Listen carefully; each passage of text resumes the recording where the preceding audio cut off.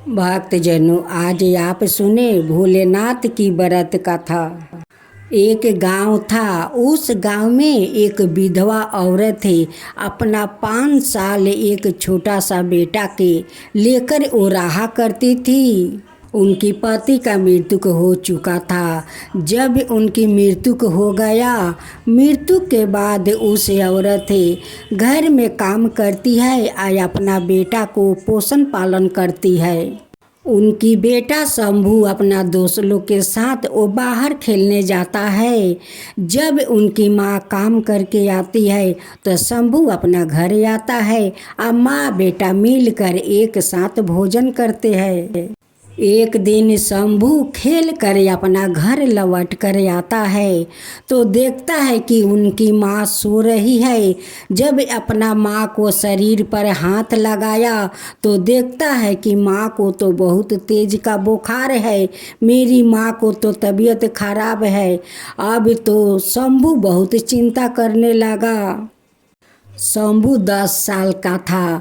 शंभू एक दवा वाला दुकान पर जाता है और कहता है कि भैया, मेरी माँ को बहुत तेज का बुखार है, कुछ दवा दे दो कि मेरी माँ ठीक हो जाएगी। मेरी माँ ठीक नहीं होगी तो हमारा पेट कैसे भरेगा भैया, दवा दे दो।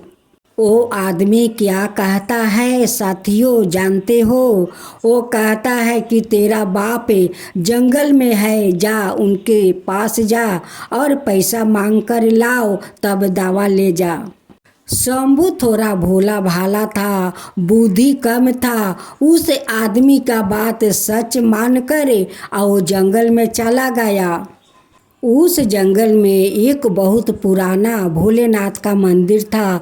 जो मंदिर बहुत दिन का पुराना हो चुका था। शिवलिंग पर दुनिया का मकरा के जाल ढक गया था। शंभू उस जंगल में जाता रहा। उसी जंगल से आवाज़ आता है कि शंभू, तू कहाँ जा रहा है?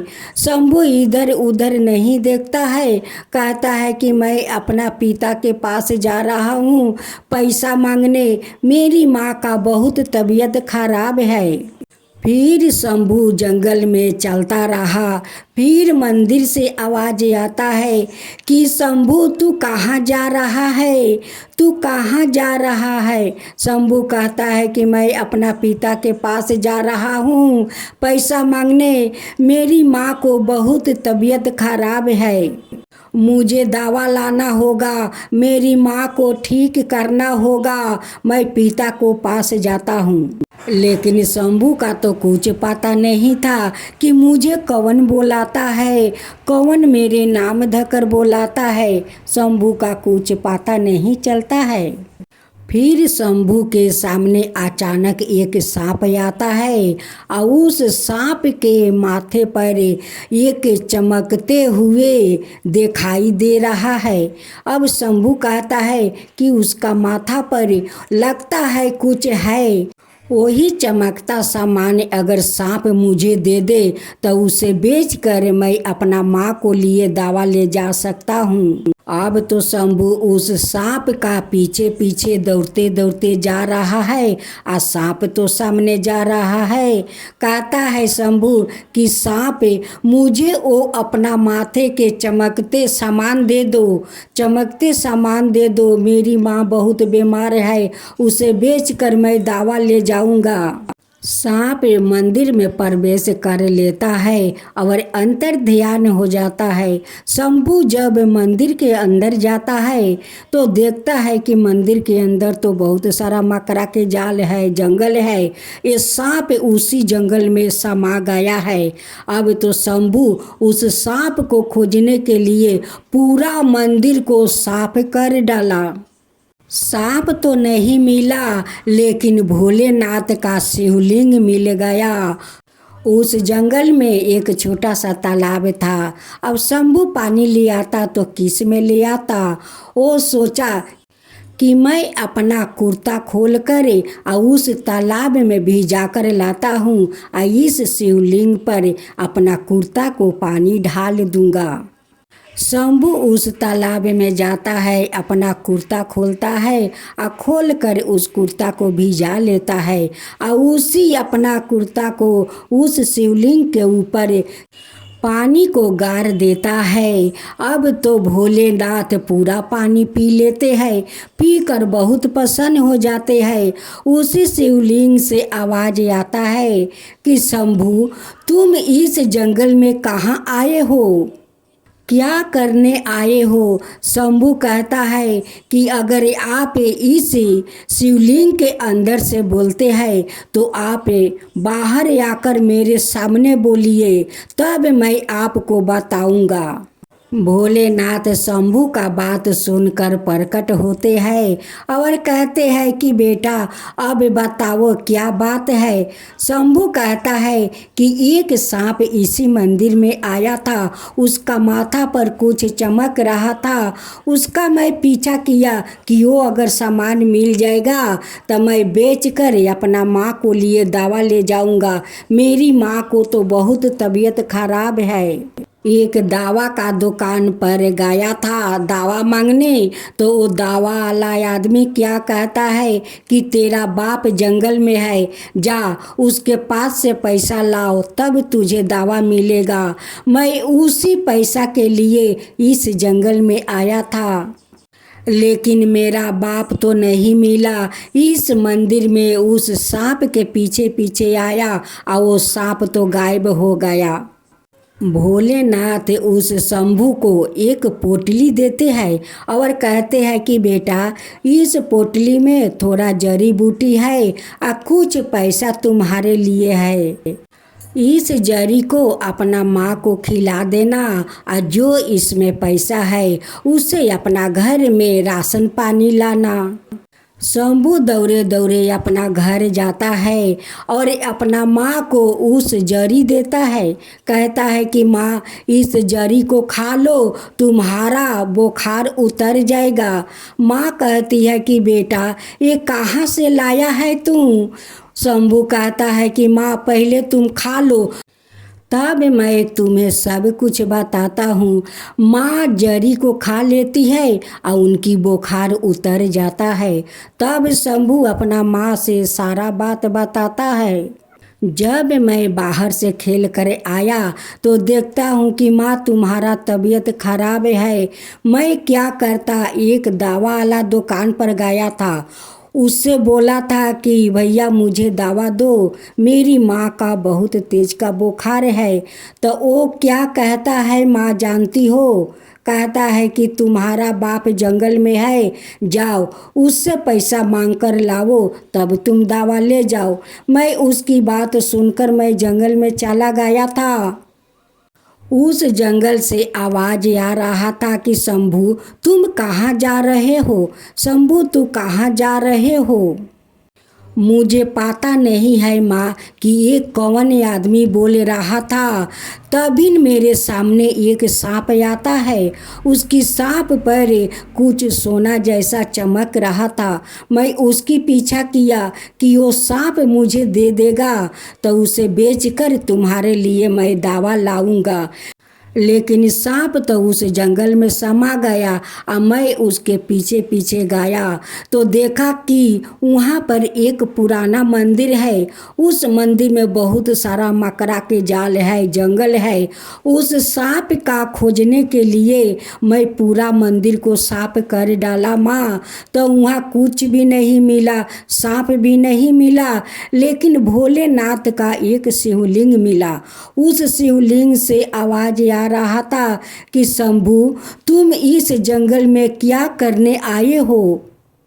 तब मैं बोला माँ कि अगर तुम इस शिवलिंग से बोलते हो तो तुम मेरे सामने आकर बोलो तभी मैं तुम्हें बताऊंगा। उस शिवलिंग से माँ भोलेनाथ प्रकट हो गया भोलेनाथ का तुम्हारे बारे में माँ सब कुछ बताया था कि मेरी माँ को तबीयत खराब है और मैं दवा लेने के लिए इस जंगल में आया था। तो भोलेनाथ माँ ये पोटली को दिया है और बोला है कि इस पोटली में जड़ी बूटी है, अपना माँ को खिला देना, तुम्हारी माँ ठीक हो जाएगी। और तुम्हारे लिए कुछ पैसा है, तुम घर में अपना राशन पानी लाना। उनकी माँ कहती है कि बेटा तुम भोलेनाथ से बात किया, तुम्हारा भोलेनाथ तुम्हें जड़ी बूटी दिया, पैसा दिया।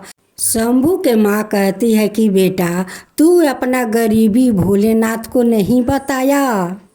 शंभू कहता है कि नहीं माँ, मैं तो भोलेनाथ को अपना तकलीफ़ नहीं बताया, बस तुम्हारा तकलीफ़ जाकर भोलेनाथ को बताया था।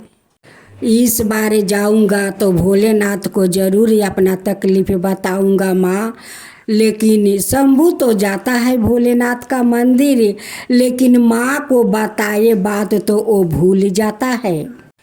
शंभू साथ में फूल बेलपाता ले जाता है, एक बाल्टी में वो पानी ले जाता है। भोलेनाथ को ज्योतिर्लिंग को नहलाता है, उस पर बेलपाता चढ़ाता है, फूल चढ़ाता है, जल चढ़ाता है, प्रणाम करता है।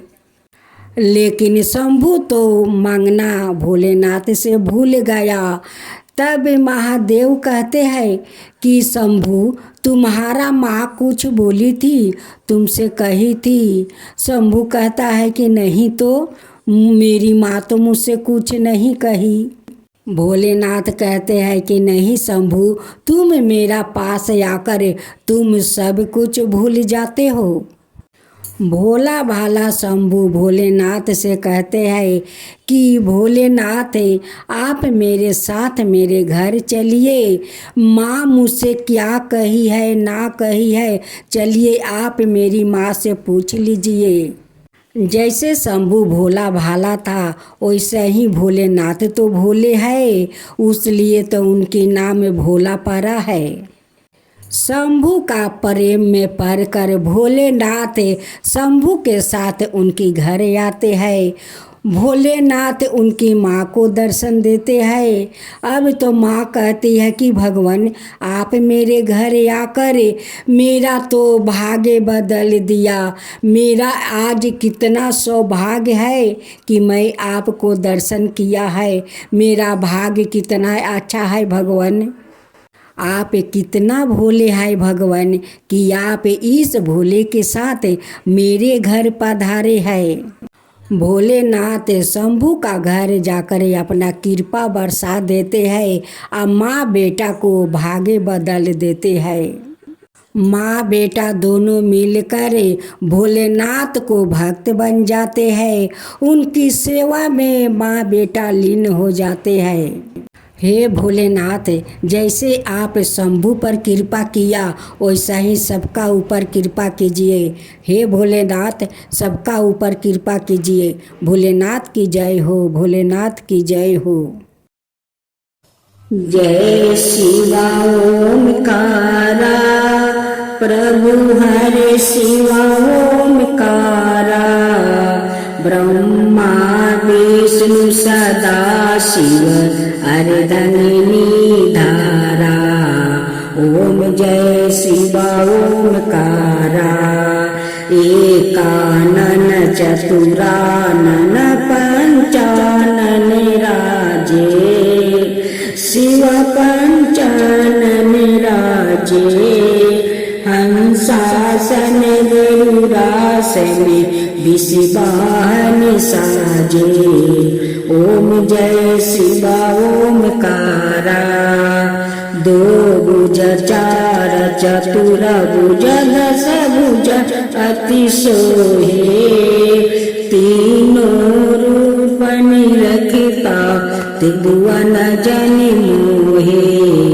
ओम जय शिवा ओमकारा, अक्षर माला बने माला मंगी माला तारी, चंदन मृग मद सोहे बोले सुभिकारी। शिवा ओमकारा श्वेतांबर पीतांबरे गंबरे अंगे सनिकादिके बरे मादिकी भूतादिकी संगे ओम जय शिवा ओमकारा करिके मध्यम कमंडल चक्र त्रिशूलधरता जग करता जग भरता जग पालन करता ओम जय शिवा ओमकारा ब्रह्मा विष्णु सदा शिव जानते अविवेका प्राण बचर के मध्यम यह तीनों एका ओम जय शिवा ओमकारा तीर